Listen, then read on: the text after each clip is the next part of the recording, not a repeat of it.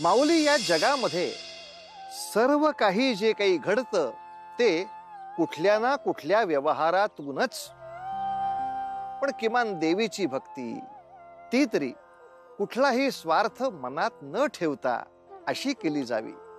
परंतु माऊली, आपण कोणतंही व्रत केलं तरी त्यामागे प्रयोजन एकच असतं की त्यापासून जे पुण्य आपल्या पदरी पडेल त्या पुण्याचा उपयोग आपल्याला संकट काळात सापडलो असताना व्हावा.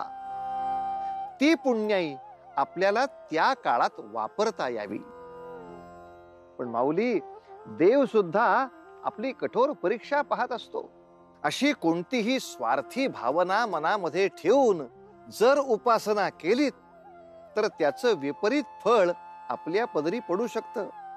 म्हणूनच म्हणतात ना, कर्मण्येवाधिकारस्ते मा फलेषु कदाचन. आपल्या पद्मकुमारांनी आता अध्ययन करण्याच्या वयात पदार्पण केले आहे. त्या दृष्टीने आपल्याला विशेष प्रयत्न केले पाहिजे. खरं आहे, आपल्या राज्यावरील हे संकट एकदा का दूर झाले की आपण याचा विचार करायलाच हवा. पिताश्री, आम्ही तुमच्याकडेच येणार होतो. आमच्या मनात असे होते की पद्मकुमार यांस. तत्पूर्वी माझ्या मनात एक कल्पना आली आहे. ती आपणास सांगून जागरूक करावे म्हणून मी येथे आलो आहे. काय झाले पिताश्री? सर्व कुशल आहे ना? राज्यावर आलेले संकट आपण ओळखलेले आहे. त्यावर आपण उपाययोजनाही करत आहोत. अशा वेळी मला असे वाटते, आपण उभयतांनी सुमाताच्या माहेरी म्हणजे उदयनगरी येथे जाण्याचे योजावे. हिच्या माहेरी? का पिताश्री? आणि तेही राज्यावर असे भयावह संकट कोसळले असताना?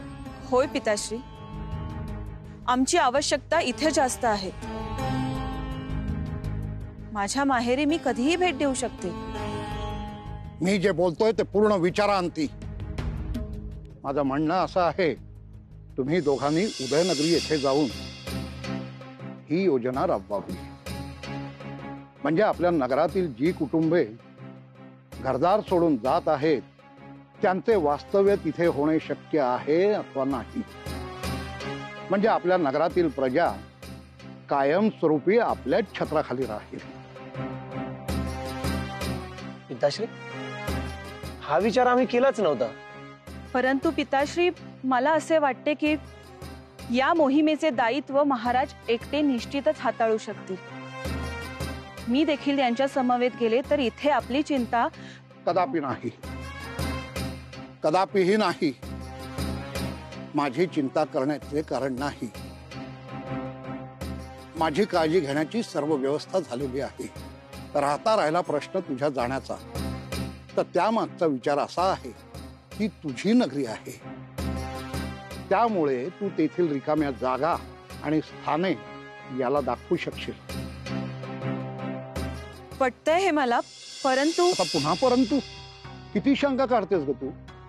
तसे नाही पिताश्री, प्रवास लांबचा आहे आणि पद्मकुमारला घेऊन जाणे जरा चिंताजनक वाटते. कारण आजवर इतका मोठा प्रवास त्याने कधीच केलेला नाही. म्हणूनच माझे म्हणणे असे आहे की तो तुमच्या समवेत येणार नाही. या वयात पद्मकुमारनी इतका दूरचा प्रवास करणे योग्यही नाही. परंतु पिताश्री, आम्ही तिथे गेल्यास आमचे वास्तव्य काही मासांचे असेल. मग त्याच्या विना आम्ही कसे राहावे? आणि तुम्ही जर त्याला आपल्या समवेत घेऊन गेला तर त्याच्या विना आम्ही एकट्याने इथे कसे राहावे? सांगा ना. माझे असे किती दिवस उरले, त्यात त्याचा विरह मला सहन नाही व्हायचा. पिताश्री, हो असं बोलू नका. तुम्हाला उदंड आयुष्य आहे आणि असे अभद्र बोलून आम्हाला दुखावू नका. मग तुम्ही देखील अतिशंका उपस्थित करू नका. मी जे सांगतो तसंच करा. त्वरित इथून निघण्याच्या तयारीला लागा. मी प्रधानजींना आणि सेनापतींना तसे आदेश देतो.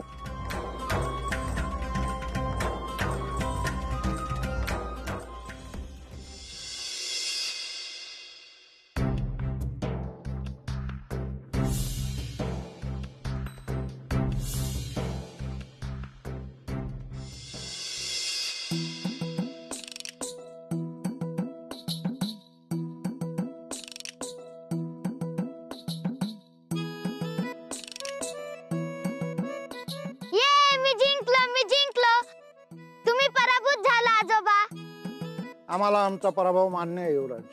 आता ठरल्याप्रमाणे घोडा बनायचं आणि मला संपूर्ण महालात फिरून आणायचं. ते आपली आज्ञा युवराज. चला ये ये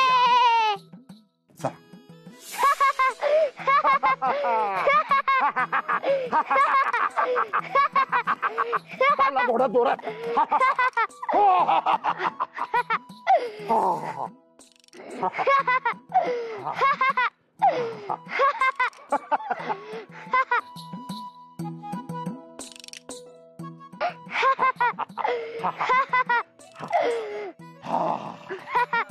युवराज आता घोडा दमला हो, जरा विश्रांती द्या ना जरा. खरंच आजोबा मज्जा आली. खरंच मजा आली ना.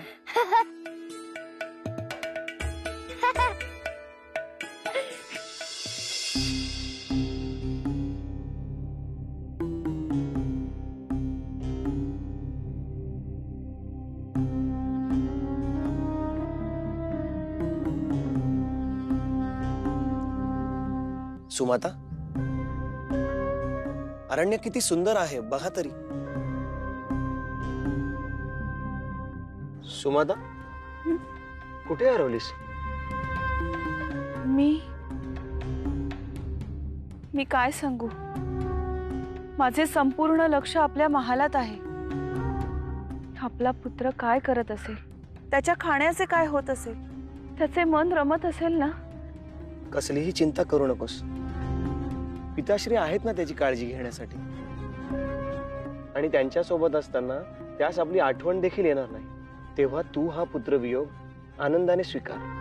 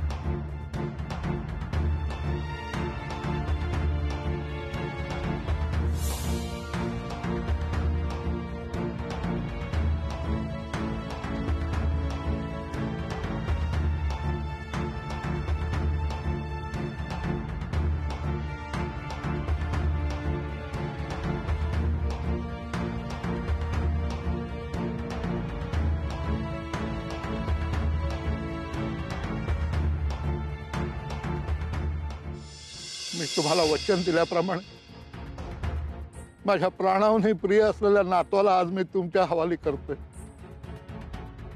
आजवर प्रजेला झालेलं पुत्रवियोगाचं दुःख मी बघितलं.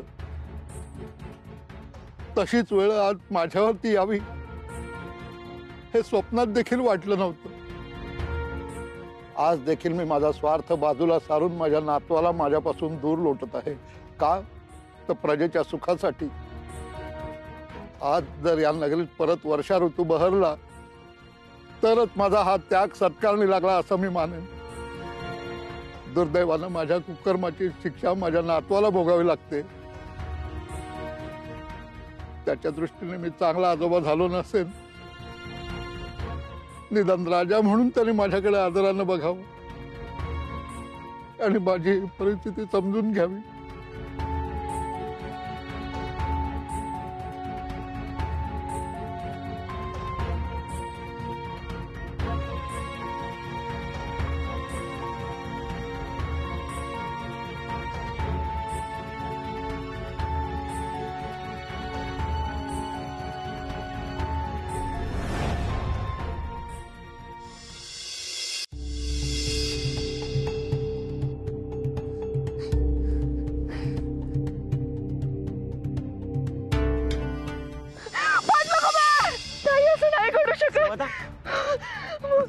काय झाले सुमता? अशी दचकून का जागी झालीस? भयावह स्वप्न बघितलेस का? थांब, मी पाणी देतो तुला. नाही नको, मला काही नको. स्वामी, माझा जीव घाबरा झाला आहे. काहीतरी भयावह आणि अपशकुनी घडले आहे. माझा पुत्र, त्याचा जीव धोक्यात आहे. काय बोलतेस तू? पिताश्रींसोबत महालात सर्व प्रकारचे सुख उपभोगत जगतो आहे. तिथे त्यास कसले संकट? तुला काहीतरी भास झाला आहे. त्याने असे विचलित होणे योग्य नाही. स्वामी, तुम्हाला समजत का नाही? आजची ही रात्र अशुभ आहे. स्वामी, आपण तात्काळ आपल्या महालात जाऊया. काय बोलतेस तू? आपल्यावर सोपवलेली कामगिरी अशी अर्धवट सोडून पुन्हा जाणे आपल्याला शोभणार नाही. ते इथे एक माता आपल्या पुत्रास भेटण्यासाठी अस्वस्थ होते आहे आणि तुम्ही कुठल्या कर्तव्याबद्दल बोलत आहात? नाही, मी काहीही ऐकणार नाही. मला तात्काळ परतावेच लागेल. इथून पुन्हा जाण्यास 5 दिवस लागतील. तुम्ही तुमच्या पत्नीचे नाही, निदान एका मातेचे तरी हृदय समजू शकता ना. आजवर मी असा हट्ट कधीही धरला नाही, परंतु आता करते आहे. याच्या मागे काहीतरी कारण असेल ना.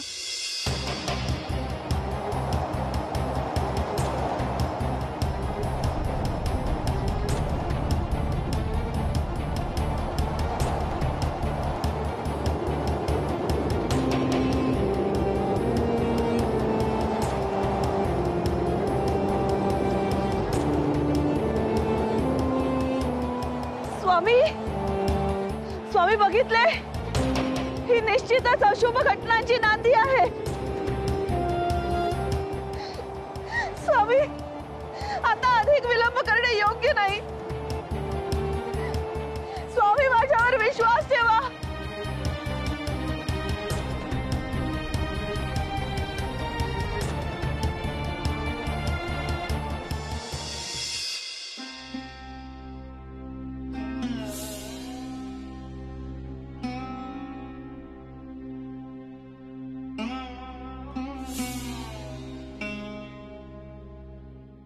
पद्मकुमार, पद्मकुमार, कुठे आहेस तू? तुझी माता तुला भेटण्यासाठी आतुर झाली आहे. पिताश्री, पद्मकुमार कुठे आहे? मी संपूर्ण महालात त्याला शोधले, मला कुठे का दिसला नाही तो. माता, तू यावेळी इथे तू अचानक परत कशी आलीस? तुला तर यावेळी तुझ्या माहेरी असायला हवं होतं. पिताश्री, माझ्या मनाला जाणवले की माझ्या पुत्राच्या जीवास धोका आहे. काहीतरी अशुभ घडणार आहे त्याच्या आयुष्यात, आणि म्हणून मी आहे त्या अवस्थेत इथे निघून आले. सांगा ना पिताश्री, कुठे आहे पद्मकुमार? मला तो कुठेच का दिसत नाहीये. सांगा ना पिताश्री, माझा पद्मा कुठे आहे? कुठे आहे माझा पद्मा? पिताश्री, बोला ना काहीतरी. माता,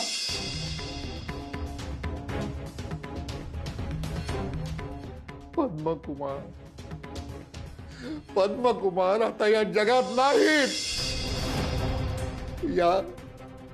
या धर्मप्रेम महाराजांनी आपल्या प्रजेच्या सुखासाठी आपल्या नातवाचा जीव घेतला, त्याचा बळी दिला.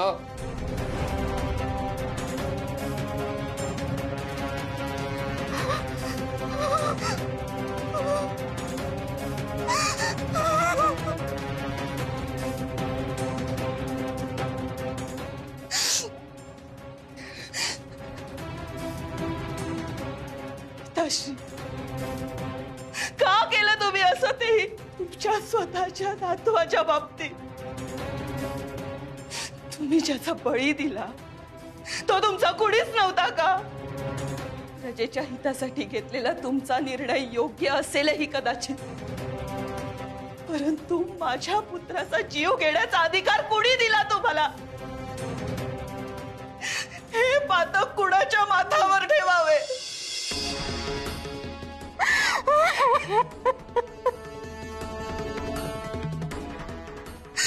पिताश्री, आम्हा माय लेकराची ताटातूट करून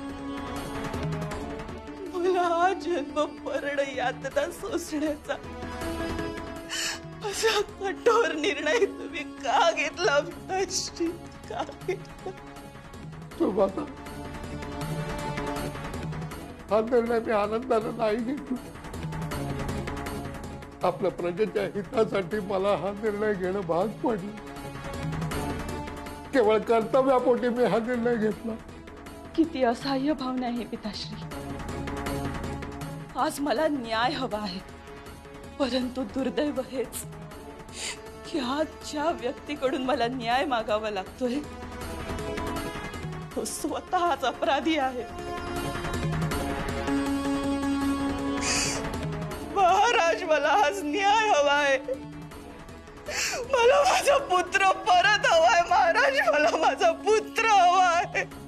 मला माझा पुत्र हवाय. महाराज, मला माझा पुत्र परत करा. मला क्षमा कर सुभद्रा, मला क्षमा कर.